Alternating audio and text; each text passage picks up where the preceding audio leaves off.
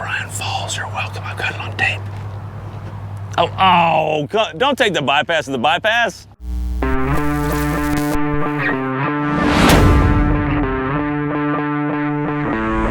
Alrighty, boys and girls, welcome to the Texas Truck Channel. I'm Craig, and we're gonna take a vehicle up the hill that, in its name, you think should be good at it, but in reality, probably not the best. We do have an on-road review on TTC cars, but Brian, we're gonna take this on Texas Truck Channel because we're going up the hill. What is it? Oh, baby. Look, I have a long history with these. I love them. Ford Escape. And I've got a whole brainchild plan that one day we'll make a series about one of these. More to come on that later. 2023 Ford Escape Platinum. This one has a 2-liter turbo straight from the Focus ST or Bronco Sport, and it has all-wheel drive, but it does lack the torque vectoring rear end that you find in the Bronco Sport or the Maverick Trimmer. So the good news is it shares a lot with the Maverick and Bronco Sport. The bad news is there's no attempt at off-road ability with this trim. So basically that. You want to talk about wheels and tires? That's the important part, right? What about approach angle? Oh yeah, approach angle. So I went. Did you look it up? Yeah, I looked it up, Craig. What'd you find? I went to the press kit. I went to the Googles. I went to competing outlets. Yeah. It's not published. Oh, that means people don't take these up off-road. That's what that challenges. means. Yeah, usually, and look, here's the deal. Ford is really good about publishing breakover, departure, and approach angles on everything, but not this. Except maybe cars that don't want doing that. Yeah. We're not designed for that. Pre-apology Ford, but we're gonna do it anyways. So this has what we think to be about a 15 to 18 degree approach angle. That's our guess. We've done a lot of these. We have a good feel on them, but you know, that tells us a few things about the hill test. In terms of rubber, where it meets the road or meets the dust, these are Bridgestone Ecopias, and they are on 19-inch wheels, which means you have not very much sidewall. 225, 55 are 19s, but they're not 20s, thank goodness. They do look kind of hybridy, which we think actually helps the aesthetic of this. It kind of has Mach-E vibes to it, and we think it's a really handsome rig, none of which will help it up the hill. I'll say this though, Brian, I don't like directional wheels. I like these directional wheels. You do. You've mentioned that a few times, and they just work for it. They're heavy though. Yeah. So, anyways, breakover angle. We don't know what they are, but we suspect it is identical to a Maverick, which is not great because it's kind of a long wheelbase. The Bronco Sport's actually a shortened version of this chassis. Yeah. This, to our naked eye, we'd have to Google it. We don't know. We think it's the same, which means we think that the breakover angle is probably less than a Maverick because it rides a little bit lower. Departure though, which we don't really test in this hill, unless we're in R mode, looks to be excellent. So that's the good news there. And more importantly, Craig, come over here, you've got badging that tells the world that you're AWD, and also odd. Yeah, and you have real exhaust pipes, which means more than anything this hill can test. Dual exhaust, that should get you a few degrees of angle. Let's check out drive modes. As Brian mentioned, Ford's usually really one of the best at drive modes and them actually helping and doing things. And usually we get all kinds of drive modes in Fords because they have intent behind them. But this one, Brian, they've got some intent to not do some things. And what do we got? Well, they have intent. The intent is not to do what we're doing right now. So come down here. You've got a cool digital cluster. You've got a cool big center display. And then you've got this hidden button down here, which is either race flag, snowflake, or leaf. You hit that button and then it brings up a new screen here. All right. Normal, eco, sport, and slippery. This is slippery? It is slippery, but look, you know how we do this, Craig? We do it the least amount of help possible at first. And work our way up. So we have all-wheel drive. I'm gonna turn traction control off. Boom, right there. I'm gonna leave it in normal mode. Okay. And let's see if we can even get to the obstacle first and see what that nose is doing. Good point, because a lot of cars will slip even getting to it, so let's see. Yeah. And these are not grippy tires. Right, yeah, Brian makes a good point. These are not grippy tires. It is all-wheel drive. That'll definitely help some, but we're gonna lose some traction, I think, even getting to the obstacle. I think, we'll see. About right here's where we'll lose grip in most cars that are not all-wheel drive. Let's see. He's gonna go about 2 miles an hour. Haven't lost, okay, oh, there's the first time we lost grip. Right here.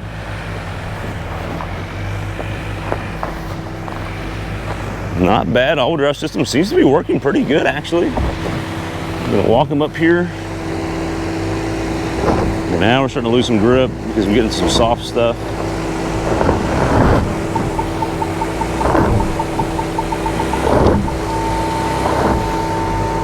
Okay, we're gonna call it there. We're not on the obstacle yet. We have gotten to the obstacle, but you can see we actually need to get up to about here, and we're down here. That's just not gonna work. Brian, good news. We got to the obstacle with no additional aids or help and no traction control. Yeah, it did pretty good. And you got some cameras. You want to show the people? I do, yeah. This wasn't on approaching the hill, but this is actually really high resolution and a massive screen. So I can see what I'm getting to, but it doesn't give you a good depth of field in terms of elevation, just kind of impact. But we're trying to get over that. Yeah, that's the ledge. So this is where the bumper is at. Like that's not going to happen. So no. You saw the tire surging there. I do want to clear that up. I was left foot braking there, mainly because I wasn't sure the depth of field yet. And you can't tell on camera, the sun is glaring. I can't see anything out the windshield right Here, now. I'll show them. Yeah, it's awful. So I was being precautious, and because it's turbocharged, I was left foot braking with consistency, and that turbo would pick up power and it would overpower my left foot. So hard to do. It's hard to do with a turbo that's not designed to do that. All right, so I think we give the hybrid line approach. We'll try and see what happens. And same mode, same settings. Okay. We'll see what happens. So hybrid line wise, we're going to split this challenging one with the easy bypass one, see if we can help its nose up and over.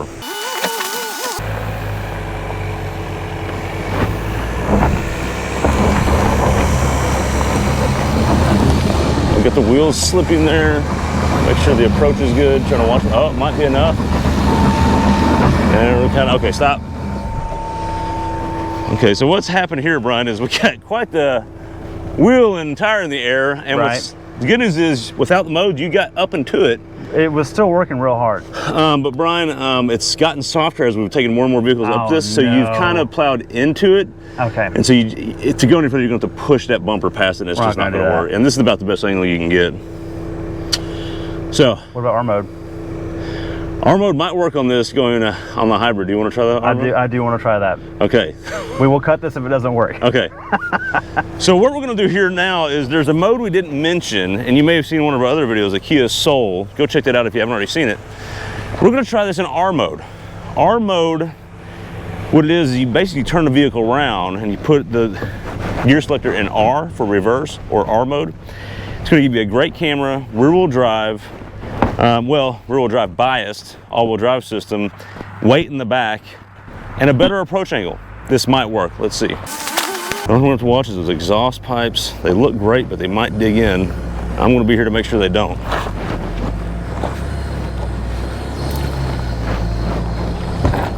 Cut it.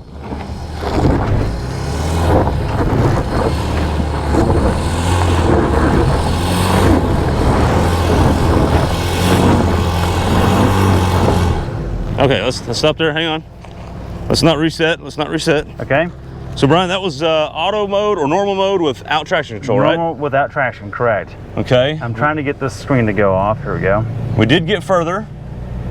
Yeah, we sure did. Because the approach is much better.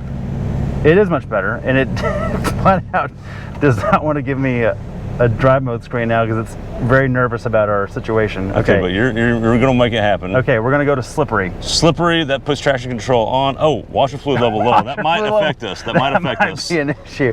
Look, this thing is beeping and bopping all over the place, but it's working. I can feel the traction control working in reverse even. Okay, so you don't want to stay in normal mode and do traction. You just want to straight to slippery.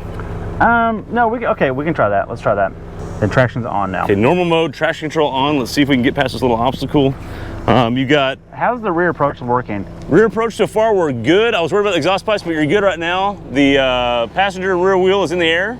Okay. See if traction will help it. You see that tire spinning? And it's not giving power to this one like we want. It's just, okay, that's not gonna work. All right.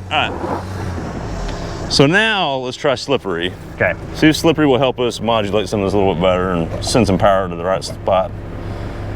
Because it is just not sending power to the wheels that have traction. Yeah. Okay. Let's try it. See what we got. Maybe it'll break the outside wheel and do it now. Let's see what happens.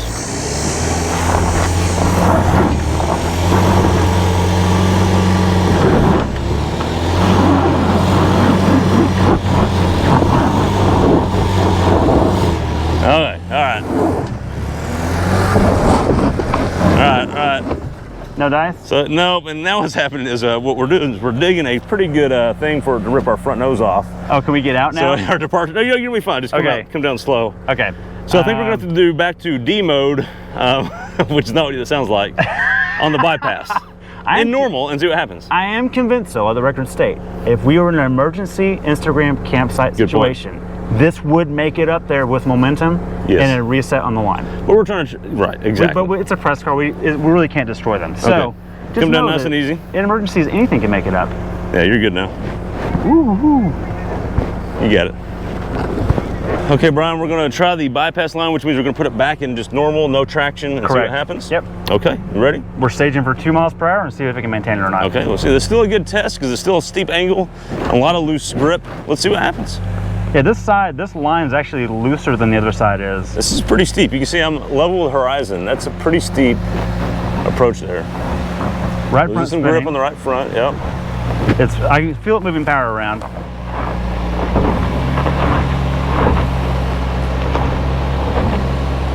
Okay, how's the belly? Oh, you're fine. Okay. Got it. Okay, got it. Very good. All right, Brian, so look, kind of the same thing as a lot of these crossovers. Yeah. 2 things. They don't give us the right tires. Nope. We don't actually have a low range. Nope. And they don't give us the angles.